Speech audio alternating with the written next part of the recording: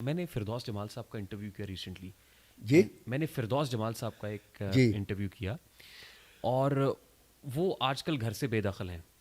یعنی ایک ایسے, اور وہ گھر کہتے ہیں میں چھوڑ دیا ہے. وہ اس وجہ سے چھوڑا کہ ایک روز اپنے گھر بیٹھے ہوئے تھے تو رات میں ان کی جو بہو ہے وہ گھر پہنچی, تو انہوں نے پوچھا کہاں سے آ رہی ہے, تو ان کی اہلیہ نے بتایا کہ جی ایک ڈرامے کی شوٹ سے آ رہی ہے. میں کہ ڈرامے کی شوٹ سے؟ مجھ سے پوچھا تھا؟ انہوں نے کہا جی آپ سے پوچھنے کی تو اجازت, مطلب آپ سے اجازت لینے کی ضرورت کیا تھی؟ انہوں نے کہا کیا مطلب, میں ایک پٹھان فیملی سے ہوں, میری گھر کی خواتین اب شوبز کے اندر جائیں گی اور ڈرامے کریں گی تو ہم کنجر ہو گئے. یہ فردوس جمال صاحب کے الفاظ تھے. فردوس جمال صاحب کے اپنے الفاظ ہیں, ان کی اپنی سوچ ہے.